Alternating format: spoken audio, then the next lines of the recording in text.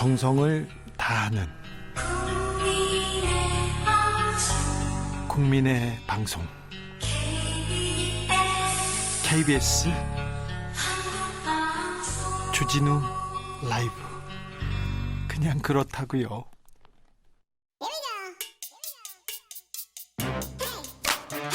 뉴스를 향한 진지한 고민, 기자들의 수다 연말 특집으로 함께하겠습니다. 2022년 한 해를 정리해봅니다. 오늘 라이브 기자실을 찾은 오늘의 기자는요, 시사인 김은지 기자. 네, 안녕하세요. 오마이뉴스 박정호 기자. 안녕하십니까. 미디어오늘 정철훈 기자 오셨습니다. 안녕하세요. 네, 한 해 참 고생 많으셨습니다. 네, 참 언론 지형에서, 이런 언론 지형에서 기자를 한다는 거 참 쉬운 일은 아니에요. 고생이 많으십니다. 오늘은 이 새 기자님과 함께 정치, 사회, 언론계의 3대 사건 짚어보도록 하겠습니다. 많은 일이 있었는데요. 김은지 기자, 정치권 뉴스 준비해 왔습니다. 어떤 뉴스 꼽으십니까? 네, 사실 종합으로도 이게 가장 1순위가 아닐까라는 개인적 생각을 하는데요. 네. 왜냐하면 올해 대선이 있었기 때문이죠. 그렇죠. 네. 대선이 있었어요, 올해. 네. 지방선거도 있었고요. 네, 심지어 전국 단위 선거가 내년에는 하나도 없거든요. 네. 그에 비해서 올해는 2건이나 있었습니다. 대선과 지방선거. 10년 전 일 아닙니다. 네, 올해 정말 많은 일들이 일어나가지고 네. 굉장히 옛날 일 같은데요. 네. 3월에 있었던 일입니다. 자, 김은지 기자가 뽑은 정치권 첫 번째 뉴스는요? 네, 윤석열 대통령의 제20대 대통령 당선이라고 할 수 있는데요. 네. 네, 박빙의 승부 끝에 10일 새벽이 확정되었는데 아마 그날 기억하시는 분들이 많을 거예요. 선합니다. 네, 당시 이제 윤석열 국민의힘 후보가 48.56% 득표했었고요. 이재명 더불어민주당 후보가 47.83. 0.73포인트. 네, 퍼센트 포인트인데 24만여 표. 그러니까 서울의 한 구 정도 차이라고 할 수 있습니다. 역대 가장 적은 1, 2위 차이이거든요.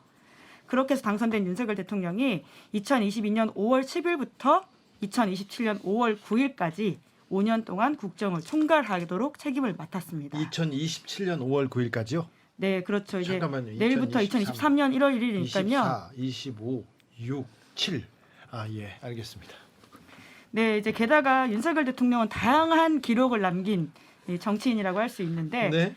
우리 모두가 알다시피 검찰총장에서 사실상 직행을 한 사람 아닙니까? 직행했죠. 예. 네, 이제 그래서 최초의 검찰총장 출신 대통령이자요, 영선의 대통령이기도 합니다. 예. 국회 경험이 전혀 없다라는 것인데 윤 대통령을 당선시킨 가장 큰 힘은 당시에도 보면 정권 교체 여론이라고 할 수 있습니다. 윤 대통령의 그 이전까지의 핵심 경력이라고 하는 것은 문재인 정부의 검찰총장이었다라고 할 수 있거든요. 문재인 정부 초대 서울중앙지검장에 이어서 검찰총장 맡았고 직을 던진 지 1년 만에 야당 후보로 출마해서 대통령에 당선되는 유례없는 일들 있었습니다. 정권 말 지지율이 40%대로 전례 없이 높은 상황에서도 문재인 정부로서는 굉장히 아픈 국정 성적표를 거머쥐게 된 상황이라고도 볼 수 있는 것인데요. 문재인 정부가 왜냐하면 검찰개혁을 때 중요 과제로 내세운 바가 있거든요. 그런데 이제 대선 직전까지만 하더라도 여론조사에서 정권 교체 지지가 50%를 줄곧 넘었었어요. 이제 그런 것만 보더라도 윤 대통령이 또 정권 교체는 우호적이지만 윤 당선자를 찍지 않은 사람들이 막판에 또 있었다. 이런 부분도 앞으로의 국정 운영에 있어서 굉장히 중요하게 염두에 둘 부분이다라는 지적이 있었는데 네. 지금까지 이제 시간들을 보면 과연 이 협치가 얼마나 이루어졌냐에 대해서는 좀 짚어볼 부분들이 앞으로도 계속 있어 보입니다. 검사 윤석열은 정치인 윤석열로 변신했습니다. 그런데 얼마 전에 사면이 있었는데요. 네, 국정농단 관행 탓으로 돌리지 마라, 이렇게 단호한 모습을 보이던 검사 윤석열 기억합니다. 네, 심지어 오늘 이명박 대통령이 이제 사면으로 집으로 돌아가시거든요. 이제 그 모습들이 딱 윤 대통령이 당선된 그해 마지막 날 있는 장면이라고 한다면 네. 여러모로 좀 의미하는 바가 큰 것 같습니다. 본인이 실제로 수사했던 사람이잖아요. 그런데 대통령에 대해서는 잘못된 관행 탓이다, 이렇게 얘기를 하는데 르몽드에서도 지적했습니다. 검사 윤석열과 정치인 윤석열 심각한 자기 부정이라고 지목했는데 그 얘기 하지 않을 수가 없습니다. 새 밑에 이렇게 돌아볼 때 정치인 윤석열의 정치는 무엇이었나 이렇게 생각하는데, 이태원 참사가 있었습니다. 이태원 참사를 추모하려고 하는 사람도, 기억하려고 하는 사람도, 뭐가 문제냐고 책임을 묻자는 사람도 무엇 때문에 사람이 죽었냐고 묻는 것조차도 이렇게 뭐라고 해야 되나요? 방어 논리. 지금은 뭐 그런 거 물어볼 때가 아니다. 뭐 입을 막았잖아요.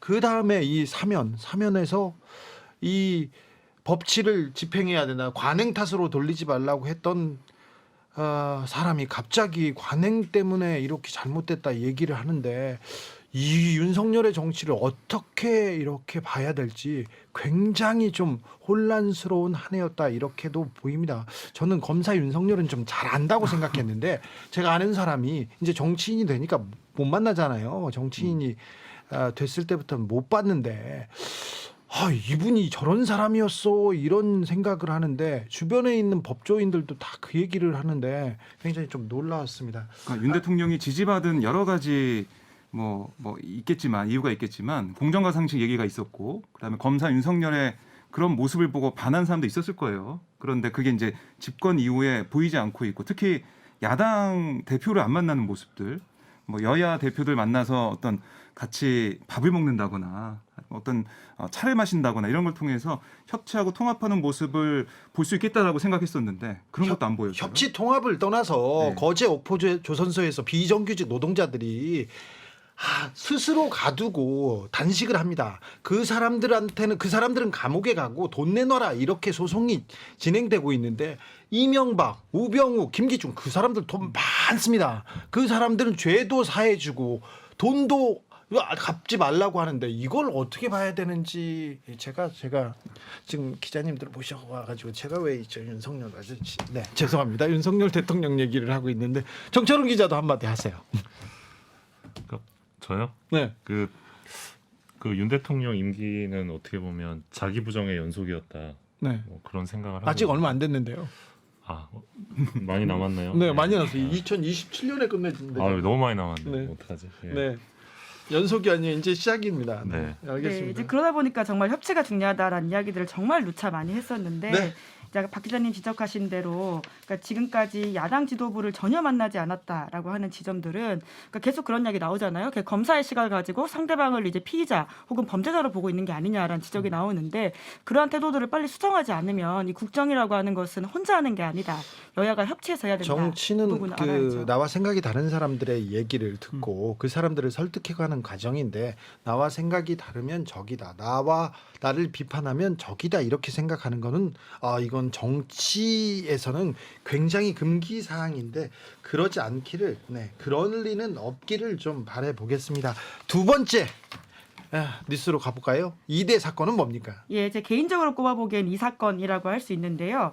이 대선의 연속이긴 한데 네. 20대 남녀 사이에 명징하게 갈린 투표라고 할 수 있습니다. 이것도 정치가 던져놓은 이렇게 뭐라고 해야 돼 대립 갈등의 구조 아닌가 이런 생각합니다. 네, 이제 특히나 이러한 사건이라고 하는 것이 단순히 이번 20대 대선에서만 나타난 게 아니라요. 앞으로도 계속해서 벌어질 가능성이 크고 이것이 남긴 의미와 과제를 우리가 좀 제대로 받들지 못하면 더 큰 갈등으로 불거질 수 있다라는 지점인데요.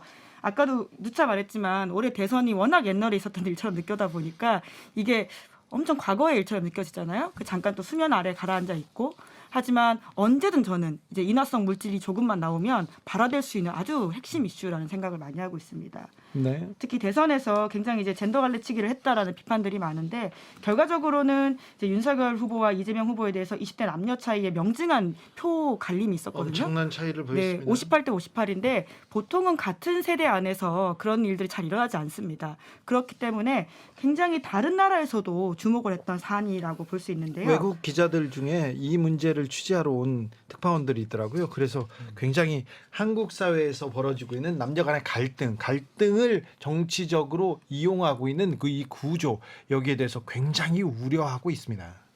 네, 이 정도로 두 번째 거를 좀 짚어볼 수 있을 것 같습니다. 박정우 기자는 어떻게 보세요?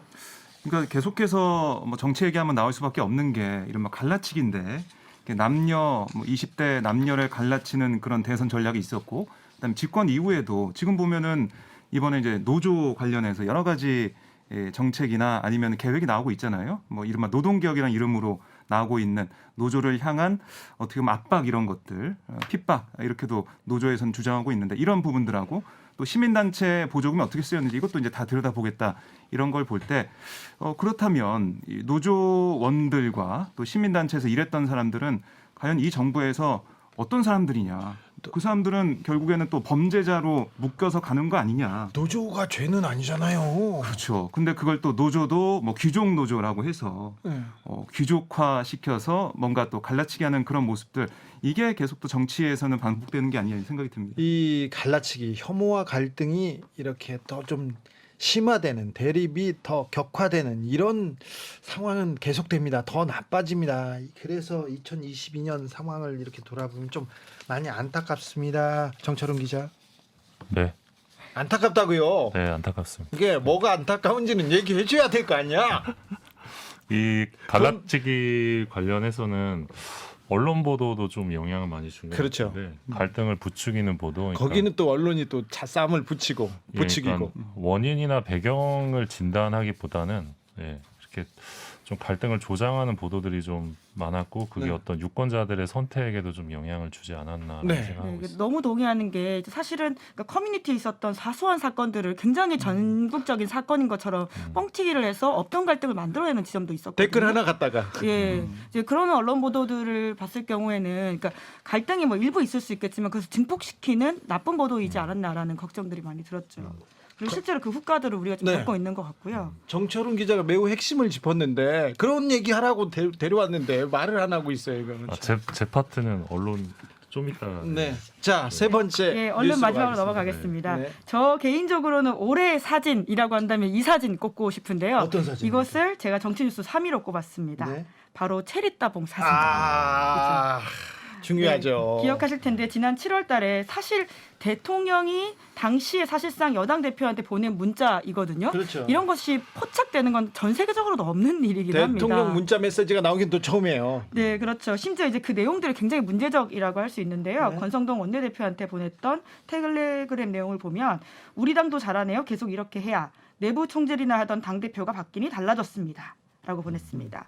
이준석 국민의힘 대표를 겨냥했고 이에 대해서 체리 모습을 체리 하고 따봉. 있는 스티커를 보냈는데요. 그래서 그 다음부터는 너도 체리 따봉 받아봤어? 이게 또 핵관의 기준이 된다면서요. 네, 실제로 이제 윤 대통령이 대선 캠프 시절에도 체리 따봉을 종종 이제 가까운 사람들한테 보냈다라고 하는데요. 아, 검사 윤석열은 그럴 뿐이 아닌데 왜? 야, 정치인 되더니 많이 바뀌셨어요. 완전 좀 따봉 이런 걸 보내요. 네, 사실 뭐 검사와 대통령은 너무 다른 자리이기 때문에 정치인은 바뀌어야 되는 게 맞는데요. 어느 방향으로 바뀌었냐가 사실 핵심인데 이런 식으로 문제가 불거지고 나서는 심지어 이제 사과 같은 건 없었고요. 네. 오히려 일사불란하게 여당 지도부들이 사퇴하는 모습으로 수순을 하려고 했습니다. 그러니까요. 그런데 체리 따봉 보면 엄청 바뀌었네 이렇게 하는데 이 XX 저 XX 그걸 보면 또 안 바뀌었네 이런 사람도 있습니다. 네, 박정우 기자님. 네, 그러니까 이게 어떻게 보면 쭉 이어지는 것도 이것도 하나의 사실인데 사과나 아니면 잘못했다 이런 얘기가 안 나오고 있어요. 그래서 무결점, 무료의 모습을 계속 보여주려는 게 아니냐. 사과할 수 있습니다. 잘못하면 사과하고 그리고 유감스러운 일 그리고 사고가 있으면 사과를 해야죠. 미국 사람들은 그냥 I'm sorry 하잖아요. 나 아파 뭐 누가 너 헤어졌어 뭐 돌아가셨어 얘기하면 sorry부터 시작하잖아요. 그게 잘못했다가 아니라 이게 사과를 한다고 해서 다 너의 책임이다. 다 너가 책임져야 된다. 그게 아니지 않습니까? 그런데 지는 거라고 생각하시는지 그런 생각도 좀 있어요. 네. 네. 자, 이번에 사회 뉴스로 넘어갈까요? 네. 사회 뉴스는 박정우 기자가 정리해 봅니다. 네, 첫 번째 뉴스 이게 나올 수밖에 없는데요. 네. 12구 이태원 참사입니다. 그러네요. 지난 10월 29일 밤 서울 용산구 이태원 거리에서 158명이 목숨을 잃었고 또 그 이후에 참사 현장에서 2명의 친구를 떠나보낸 10대 학생이 극단적 선택을 했습니다. 네. 다친 사람도 196명이나 발생을 했는데 이 현장 많이 이제 가보셨을 것 같아요. 가면은 정말 폭이 4m도 안 되는 그러니까 좁고 경사가 심한 비탈길 골목인데 여기에 사람이 정말 몰리면서 인파가 많이 모여들면서 네. 대형 참사 압사가 이어졌습니다. 어떻게 서울 한복판에서 네. 길거리에서 상태 같은 이 젊은이들이 158명이나 숨지다니 이거 믿을 수 없어. 그런 사람들이 많습니다. 아직도 많아요. 아직도 믿을 수가 없죠. 네. 근데 이 참사 왜 발생을 했느냐? 우리 이 지점에 지금 와 있는데요. 정부가 제대로만 대응했으면 막을 수 있다. 이런 인재다라는 얘기가 계속 나오고 있고 정확한 것은 지금 국회 진상조사, 그러니까 국정조사를 통해서 봐야 되겠고 또 특수본도 수사를 하고 있는데 가장 우리 국민들이 이번 참사를 보면서 놀라고 좀 안타까운 부분, 아무도 책임진 사람이 없다는 거예요. 자, 10월 29일 벌써 2달이 지났는데 아무것도 밝혀지지 않았고요. 누구도 사과하지 않고요. 누구도 책임지지 않습니다. 왜 이렇습니까?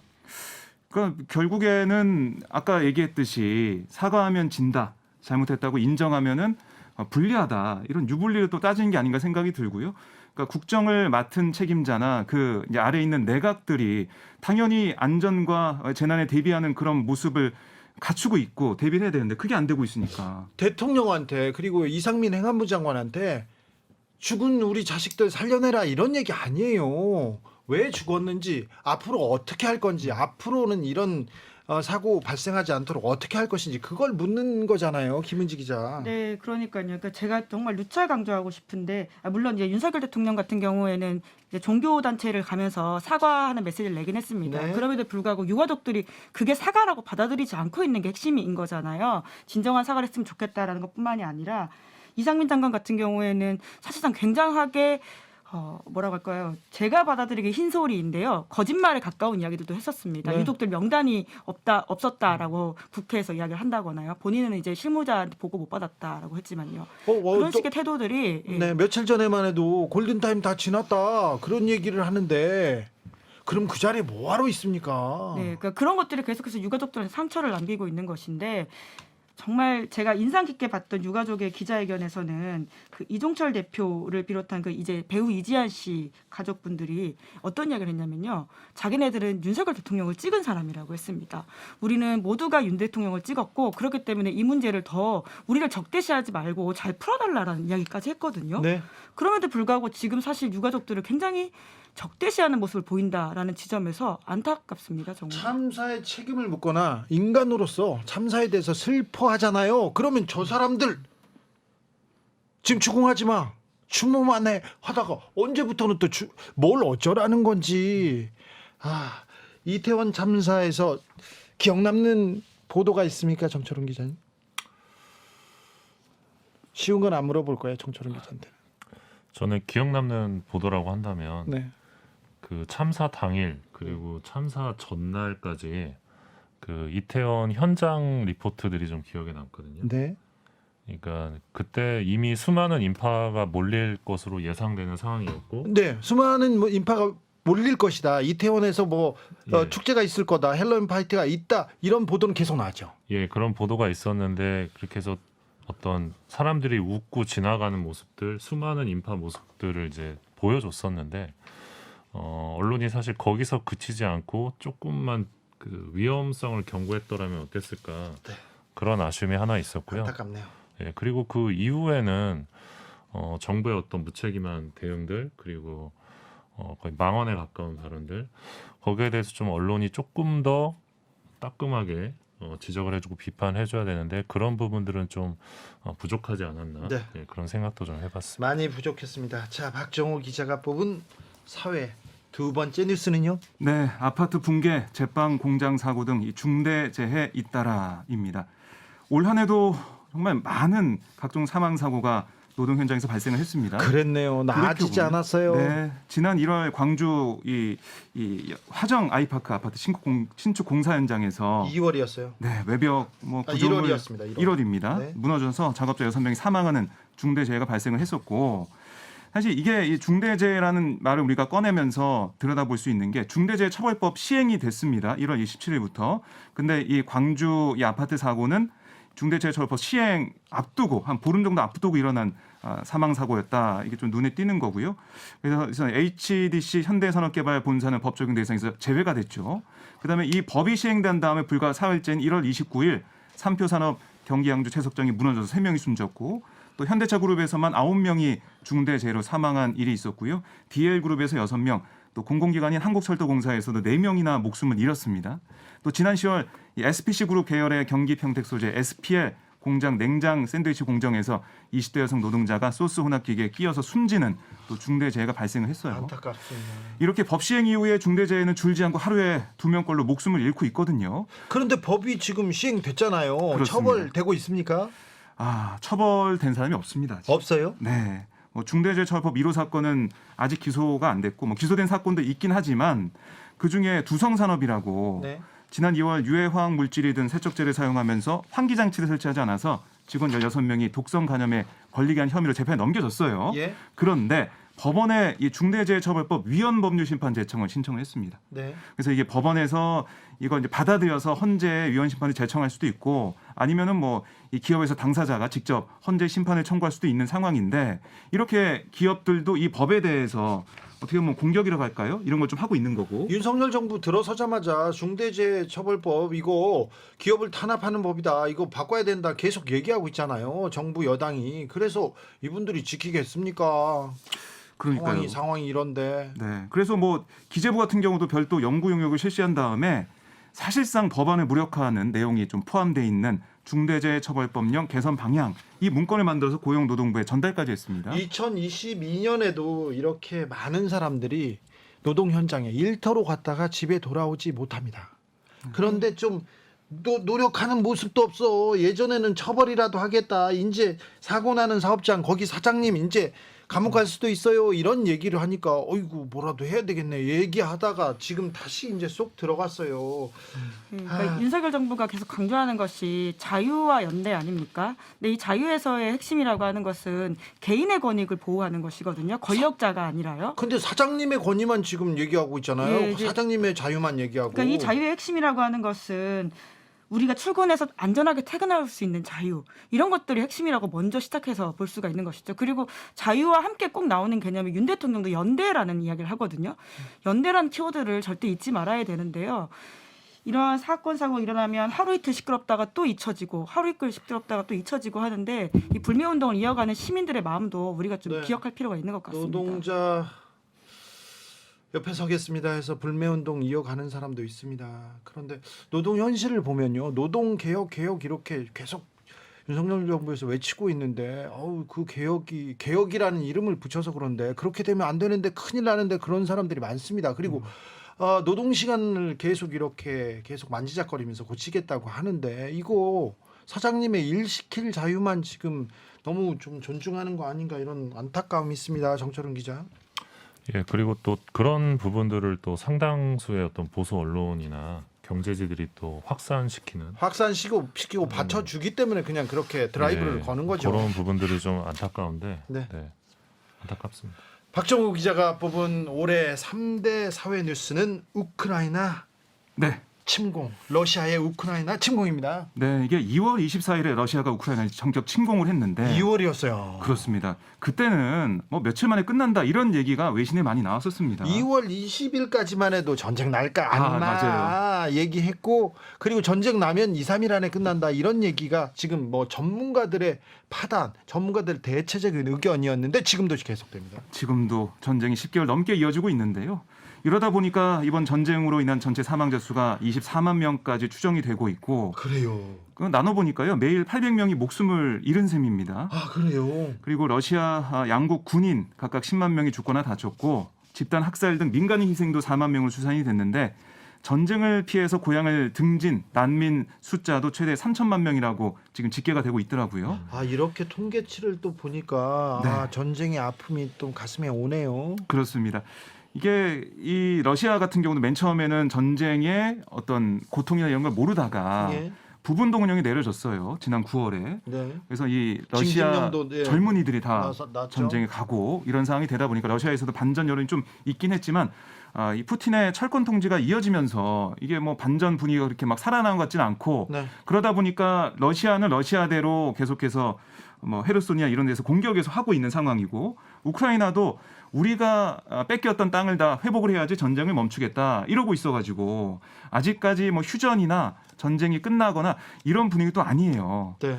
그래서 이게 어디까지 갈 거냐 이걸 좀 봐야 될 것 같은데 결국 이렇게 되면은 피해는 그 유럽에 있는 우크라이나, 러시아 국민뿐만 아니고 유럽 나라에 있는 전 세계 국민들도 피해를 보고 우리도 피해 보고 있잖아요. 맞습니다. 그걸 말씀드리고 싶었어요. 우리도 지금 이른바 공급망 이슈 이런 것 때문에 뭐 가스나 아니면은 여러 가지 자원에 있어서 이것도 가격이 계속 올라가고 있는 빵값도 상황이고 올라갔어요. 다 올라가고 있잖아요. 호떡값도 올라가고요. 네, 시사인 가격도 올랐습니다. 그래요? 종이값이 올라서요. 아, 종이가 예, 다 예. 올랐네요. 네. 원자재 이슈가 있다 보니까. 결국 월급하고 우리 아이들 성적만 안 오르는 아. 그런 네. 상황까지 그러면 되고 서민들 있는데. 그러면 국민들의 실질 소득은 줄어드는 거잖아요. 그렇습니다. 그래서 이게 빨리 전쟁이 끝나야 되긴 할 텐데 언제 끝날지 모르는 상황. 이러다 보니까 더 국제사회적으로 보면은 완전히 이게 두 축으로 갈라졌어요. 이른바 이제 미국, 유럽, 또 우리도 여기에 이제 포함이 되고 있는 상황인데 이른바 이 자유 민주주의 세력과 그다음에 러시아, 뭐 중국 이쪽 세력이 좀 나눠져 가지고 더 이제 공급망 이슈가 더 심각해지고 경제적으로 어려워진 이런 상황이 이어지고 있다. 그래서 2022년에는 뭐 사회적으로도 그렇고 국제적으로도 그렇고 뭔가 갈라지고 나눠지고 이런 일이 벌어지지 않았나 생각이 듭니다. 아 근데 우리는 또 북과 이렇게 대치하고 있는데 이렇게 대결 국면으로 네. 신냉전으로 이렇게 가면 작은 충돌로도 우리는 굉장히 큰 피해를 볼 수 있는데 최근에 무인기 넘어오고 그 다음에 우리 비행기도 막 발진하고 뭐 네. 사격하고 대통령 뭐 임전무태 얘기하고 계세요. 화랑도 얘기를 하시는지 지금 한 발 쏘면 두 발 쏘아라 막 이런 얘기를 해서 국민들 대단히 불안한데 우크라이나에 빨리 평화가 와야 세계 경제도 좀 안정되고 우리도 나아질 텐데 이런 생각합니다. 그리고 또 중국 사람들도 이제 내년부터 막 온대요. 근데 이게 아유. 여러모로 진짜 변화가 큰 상황인 건데 예. 그러니까 2022년이라고 하는 게 우리가 가까이 있어서 저는 잘 안 보인다고 생각하는데 세계사적으로 긴 역사를 놓고 보면 올해 이 우크라이나 침공이 정말 큰 사건으로 매우 기록될 거라는 생각이 들어요. 세계사적 전환기에 예. 우리가 들어갔어요. 예. 그리고 우리는 경제 위기 그리고 금융 위기를 대비해야 돼요. 내년에 아주 혹독할 것 같아요. 근데 그런 얘기는 하나도 안 하고 당권 경쟁 얘기만 하고 방탄이라고만 얘기하고 그래서 그 정치권에서 그리고 지도자라는 사람들이 그 생각 별로 안 합니다. 그러니까 여러분들께서는 각자 도생하셔야 돼요. 너무 슬픈 이야기인데요. 일단, 각자 도생. 네, 일단 잘 버티셔야 됩니다. 자, 박정호 기자가 3대 뉴스 이렇게 뽑아줬습니다. 세 번째는 우리 정철훈 기자의 차례입니다. 정철훈 기자는 언론계 3대 뉴스 준비했습니다. 첫 번째 뉴스는 뭘까요? 예, MBC 기자 없이 이륙했던 대통령 전용기 아마 기억하실 겁니다. X 팔려서 어떡하나? 예, 날리면 네, 9월 22일 날 MBC가 제일 먼저 보도했었는데 네. 다른 언론들도 똑같이 했어요. MBC가 보도한 게 아니라 다 언론사마다 다 했어요. 예, 바이든으로 자막 따라 네. 보도했었는데 대통령 비서실에서 MBC에만 질의서 보내서 왜 발음을 바이든으로 특정했냐 이렇게 따져 묻기도 했었고 국민의힘에서는 대통령 명예훼손으로 MBC 사장과 기자들을 고발했습니다. 국민의힘에서 고발했습니까? 예, 이 사안을요? 예, 국민의힘 의원들이 MBC 말고 다른 언론사 100개 넘는 언론사는 어떻게 하고 그리고요 이 얘기를 들은 국민들은 어떻게 하고요? 그냥 했어요. 알았어요. 네. 네. 그런데 이후에 MBC에 참 많은 일들이 일어납니다. 네. 고용노동부에서 특별 근로감독 실시하고요. 국세청에서 520억 추징금 때립니다. 그 했어요? 예, 그리고 김상훈 국민의힘 의원은 MBC 광고 불매운동 공개적으로 언급을 했고요. 삼성전자 뭐 하지 마라 예, 압박했잖아요. 예. 그리고 이제 민영화 얘기까지 나왔는데 가장 상징적인 사건은 11월 9일이었죠. 대통령실에서 이 MBC가 왜곡 편파 보도를 반복해왔기 때문에 취재 편이 제공할 수 없다 이러면서 하지마. 예, 대통령 전용기 탑승할 수 없다 통보를 한 거죠. 네. 요 대목 두고 이제 조선일보마저도 감정적이고 단선적인 대응이다 이렇게 대통령을 우회적으로 비판을 했는데 대통령께서는 급기야. 네, 입장을 밝히셨는데 이 전용기 탑승 불허는 헌법소의 일환이었다. 이런 입장을 밝히셨습니다. MBC 기자 뭐 이렇게 또 예의를 지키지 않으면 나 도어 스태핑 그러니까 출근길 기자회견도 안 해 이렇게 하고 예. 들어가셨어요. 많은 일이 있었네요. 예, 그러니까 MBC가 뭐 김건희 여사 논문 표절 의혹이나 또 뭐 천공 관련된 뭐 스트레이트 보도나 각종 보도들 좀 했었는데 MBC처럼 하면 MBC처럼 될 수 있다 이런 어떤 경고성 메시지를 계속 언론계 전체에 보내고 있는 거다 권력이. 그래서 전 언론들 약간 뭐라 그래 좀 움츠려들지 않을까 이렇게 생각하는데 저는요 윤석열 대통령이 MBC를 편애한다 이렇게 생각합니다. 네, 아주 키워주고 있다. 보세요. 월드컵에서 MBC만 보겠다 이렇게 얘기하고 MBC 시청률이 뉴스 시청률이 빵 떴지 않습니까? 예, 실제로 올해 그 MBC 실적이 하반기에 특히 좋습니다. 그래요. 예, 예. 김은지 기자. 네, 사실 이제 대통령의 역편향 사랑이라고 하는 것이 단순히 MBC만이 아니라요. 최근에 특히 이제 정부 여당 발이긴 한데 그 정진석 국민의힘 비대위원장 같은 경우는 보수 참칭 패널이라는 말을 사용하면서 특정인들을 사실상 겨냥하는 듯한 이야기를 했거든요. 네. 요새 그분들이 나오는 유튜브 조회수가 훨씬 더 잘 나온다라고 합니다. 네. 이제 이런 것들을 볼 경우에 오히려 정부 여당이 이런 식의 이야기를 하는 것이 실제 본인들이 생각하는 효과를 전략 전술적으로 내지도 못한다. 이런 걸 좀 생각할 필요가 있는 것 같고요. 네. 박정우 네. 기자. 사실은 이제 소통을 내걸고 용산 시대를 열었는데 윤석열 정권에서는 제대로 소통을 정말 하고 있는 거냐. 소통이라는 것은 다른 사람의 의견도 좀 듣고 거기에 대해서 내 의견도 얘기하지만은 뭔가 타협하고 협상하는 그 가운데에서도 찾을 수가 있거든요, 길을. 근데 그걸 전혀 찾지 않고 마음에 안 들고 뭔가 쓴소리가 나오게 된다면 거기에 귀를 닫아버리고 그 말 하지 말라고 하는 식의 어떤 체벌이라고 하나요? 벌을 주는 그런 모습도 보이는 게 과연 이게 지금 정부에 또 지금 윤석열 대통령에 도움이 될까? 앞으로 임기가 좀 많이 남았는데 그게 또 심판을 받을 수밖에 없거든요. 도움이 된다. 예. 김은지 기자. 이제 임기 많이 남았다는 말씀하시니까 생각이 나는 건데 사실 이제 이 전용기를 태우지 않는 것이 이번으로 그럼 끝날 것이냐라는 부분이 지금 남아있는 과제잖아요. 왜냐하면 당장 새해 대통령의 해외 순방 일정들이 꽤 많거든요. 아직 풀리지 않을 거예요. 예, 심지어 이제 이러한 조치들이 부당하다고 판단해서 동행한 이제 타지 않은 언론사들이 있습니다. 네. 한겨레나 경향 같은 경우인데요. 그럼 그 언론사들한테도 일종의 과제가 남아 있는 것이죠. 이제 우리는 앞으로 어떻게 할 것이냐. 또 YTN도 같은 경우에는 또 다른 이슈 때문에 전용기 이슈가 연결될 수도 있다라는 걱정들이 나오거든요. 자, 이런 상황에서 언론을 통해서 사람들은 세상을 봅니다. 언론은 시대의 창입니다. 그러니까 언론과의 관계를 좀 정립하시고 그러지 마시고 좀 MBC하고도 대화해야 됩니다. 이렇게 얘기하는 참모 얘기를 들을까요? 아니요. MBC한테 단호한 모습을 보이고 타지마 그러니까 지지율 올라갑니다. 어떠시겠습니까? 지금 대통령 주변 사람들이 전자 얘기를 거의 못한다고 합니다. 못해요. 그분한테 얘기해도 안 들으면 더 못하게 입을 닫게 되지 않습니까?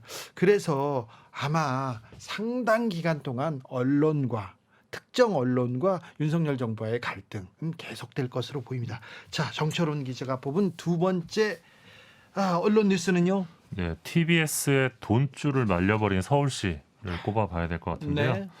TBS는 윤석열 정부 들어서 가장 단기간 내에 직접적인 타격을 받은 방송사입니다. 맨 처음 타격입니다. 이건 윤석열 정부 들었다 이렇게 볼 수도 없지만 볼 수 있나요? 그렇죠. 그런데 아무튼 네, 지방선거. 지방선거로 의회 권력이 교체된 다음에 국민의힘 서울시 의원들이 TBS 조례 폐지 조례안을 발의를 했는데 네. 상업 광고를 할 수 없는 TBS 예산의 약 70%를 차지했던 수백억 규모의 이 서울시 출연금을 빵원으로 만들어버리는 조례안이 지난달에 시의회 본회의를 통과했습니다. 네. 서울시 한복판에서 프로그램 하나가 마음에 안 든다고 방송사 하나를 통째로 날려버린 순간이었다. 이런 지적이 있었습니다. 제작비 이 예산을 깎아서 TBS는요 1월부터 직원들이 월급을 걱정해야 되는 상황입니다. 그리고 프로그램 제작비, 편성비 이런 거 있지 않습니까? 그런 돈은 0원입니다. 그래서 직원들이 어떻게 해야 되나 그런데 프로그램 TBS가 다 마음에 들진 않아요. 거기에서도 주옥 같다. 순수 음악 방송 괜찮다. 그런 얘기도 많거든요. 그런데 그런 게 아니라 김어준의 뉴스공장이 미운 거죠. 싫은 거죠. 근데 그 뉴스공장 잘못됐다. 김어준 잘못됐다. 그 얘기는 안 하고 돈줄을 끊어서 모든 프로그램을 못하게 만드는 엄청난 언론 역사상 없는 그런 일이 벌어지고 있어요. 그러니까 저도 미디어 취재를 지금 10년 넘게 이제 한 13년 정도 했는데 저도 이런 경우 처음 봤습니다. 그러니까 결국 김어준의 뉴스공장이 30일 방송을 끝으로 이제 끝이 나거든요. 네. 끝이 났는데 특정 그렇죠. 프로그램을 없애기 이제 위해서 오늘로서 끝났죠. 네. 어떤 프로그램을 없애기 위해서 방송사의 돈줄을 아예 말려버리는 이런 대응이 사실 유례 없이 저열한 언론 탄압이다 이런 또 비판도 있거든요. 그렇죠. 유치해요. 예. 어떻게 보셨어요, 박정우 기자? 그러니까 2022년에 대한민국의 모습이 맞나라는 생각이 들고요. 아마 이 TBS 문제는 전 세계적으로 회자가 많이 될 것 같아요. 회자가 많이 되고 언론 교과서에 나올 만한 일인데 우리 언론은 그렇게 조용합니다. 이거 지금 중요한 문제인데. 네, 그러니까 이 돈으로 어떻게 보면 돈이라는 게 월급이라는 게 생존이 달린 문제잖아요. 아, 그럼요. 중요하죠. 그걸 그 목줄을 쥐고 이렇게 흔들면서 네. 이 마음에 안 드는 프로그램 없애려는 이런 모습들. 이거는 과연 또 국민들이 가만히 지켜보고 있을까? 언론들이 침묵한다고 해도 국민들은 알지 않을까 이런 생각이 들어요. 저는 개인적으로. 그럴까요? 근데 너무 조용해요.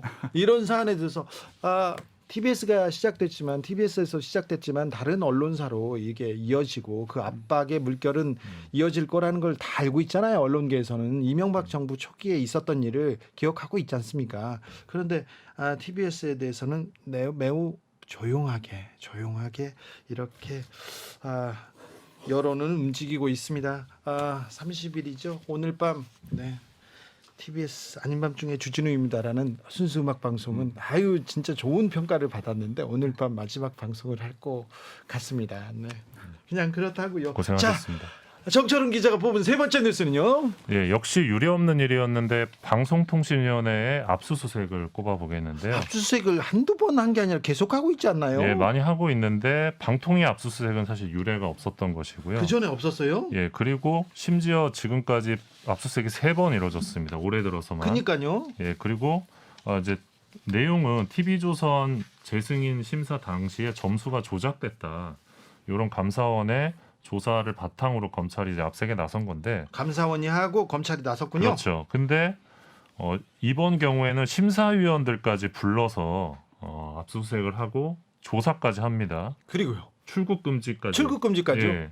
이게 너무나 유례가 없는 일이어가지고. 그런데 TV조선은 재승인을 받았잖아요. 받았죠. 근데 예. 이 당락에 결정되는 것도 아니고 그리고 예. 이런 일이 그 전에도 있었다 이런 얘기 했었는데. 예, 그리고 심지어 2017년 재승인 때보다 오히려 높은 점수를 받고 2020년에 재승인을 받았는데 뭐가 TV 잘못됐다는 거죠? 그러니까요. 범죄의 목적이 이루어지지 않은 셈인데 여전히 압수수색과 조사가 이루어지고 있습니다. 그래서 요거를 두고 언론계에서는 이 방통위원장을 흔들기 위한 것이 아니냐라는 지적이 나오고 있는데 방통위원장 임기가 언제까지죠? 2023년 7월까지입니다. 그러면 7월까지 버틸 수 있을지 첫 번째 관심사고요. 네. 만약에 방통위원장이 바뀌면 언론 지형이 크게 이렇게 바뀔 가능성이 있습니까? 예, 사실 방통위원장이 마음만 먹으면 이 공영방송 장악의 컨트롤 타워가 될 수도 있을 것 같습니다. 그래서 그런 우려가 좀 있는 상황이고요. YTN도 지금 민영화 논란에 휩싸여 있는데 YTN의 운명도 역시 이 대주주 변경 승인 심사를 하게 될 방통위 손에 달렸다는 예측이 나오고 있습니다. 올해 언론계는 정말 올해가 아니죠. 내년에 매우 큰 일이 있을 것 같은 예감이 듭니다. 정말 많은 일이 있을 것 같습니다. 제발 예. 제발 좀 그런 일은 좀 참. 예, 언론계 일만은 아닌데요. 그러니까 이제 유례없는 방통위 압수수색을 정철훈 기자님께서 이제 이번에 언론계 세 번째 뉴스로 꼽아주셨는데 저 개인적으로는 이제 한 해를 마무리하면 각자가 이제 뽑은 올해 키워드 이런 것들이 있잖아요. 네. 사자성어를 뽑기도 해서 교수신문 이야기들이 화제가 되는데 저는 올해의 단어 사자성어를 압수수색으로 뽑고 싶거든요. 그래요? 정말 압수수색이 많았습니다. 맞습니다. 그러니까 단순히 방통위만이 아니라요. 대통령 기록물실은 정말 많이 압수수색을 당했고요. 뿐만 아니라 정부 각 부처들의 압수수색을 아마 다 합쳐보면 전 정부 인사 중에 수사받지 않는 사람들이 없어요. 그리고 네. 지금 경찰서, 검찰로 불려가지 않는 사람이 없어요. 저도 경찰서에 지금 불려다니고 있습니다. 압수수색은 안 당하셨죠? 압수수색은 안 당했는데요. 예, 또 예. 재판정에도 끌려갑니다. 네, 그러면 물론 안 이제 되는데. 문재인 정부에서도 이제 적폐청산이라는 명목으로 압수수색이 꽤 이루어지긴 했지만요. 지금 이제 대통령이 검찰 출신으로 와서 하는 정부에서의 압수수색이라고 하는 건 또 굉장히 다른 느낌이거든요. 자, 검찰의 중립성, 공정성이 의심되기 때문에 좀 절차적 공정성, 공정하게 보이려고 하는 노력도 매우 중요합니다. 박정호 기자, 네. 사자성 하나, 내자 하나 뽑아야 되겠어요? 저는 아까도 언급하셨지만 네. 각자 도생이 아닌가 싶어요. 아 각자 도생 네. 잘 내가- 살아남아야 돼요. 네, 그거밖에 없는 게 아닌가. 이제 남아 있는 것은 네. 각자 도생, 또 압수수색 이런 말이 나오는 2022년 지금 한번 쭉 정리해 보니까 좀 아찔합니다. 네. 좀 머리가 핑 도는 것 같아요. 2023년에는 더 네. 좋은 일이 많을 거예요. 자, 정철훈 기자도 내자 한번 뽑아봅시다. 저는 사자성어는 아닌데 네. 언론 자유를 꼽아보겠습니다. 언론 자유. 예, 네. 언론 자유가 흔들리는 시대가 오고 있어서 네. 내년에는 좀 언론계가 좀 뭉쳐서 연대해서 맞서 싸워야 되지 않을까라는 생각하고 있습니다. 민주주의의 보루인데 시민의 마지막 남은 이렇게 동지인데 이렇게 언론이 흔들리고 있습니다. 이 부분에 대해서도 조금 관심을 가져야 되는데 언론계가 너무 또 이렇게 꽉쫙 이렇게 갈라져 있고 정파적인 느낌이 들어서요 잘 뭉치지 못합니다. 그런데 내년 언론은 어떻게 될지 내년에는 네. 좀 더 희망찬 뉴스 저희가 많이 좀 전해드리려고 노력하겠습니다. 더 많이 노력하겠습니다. 네, 주진우 라이브도 흔들리지 말고 잘 네. 알겠어요. 네, 네. 화이팅 하십시오. 네. 아이고 왜 이렇게 춥지? 네. 연말 특집 기자들의 수다였습니다. 시사인 김은지 기자 감사합니다. 네, 고맙습니다. 오마이뉴스 박정우 기자 감사합니다. 고맙습니다. 미디어 오늘 정철훈 기자 새해 복 많이 받으세요. 고맙습니다. 새해 복 많이 받으십시오. 감사합니다.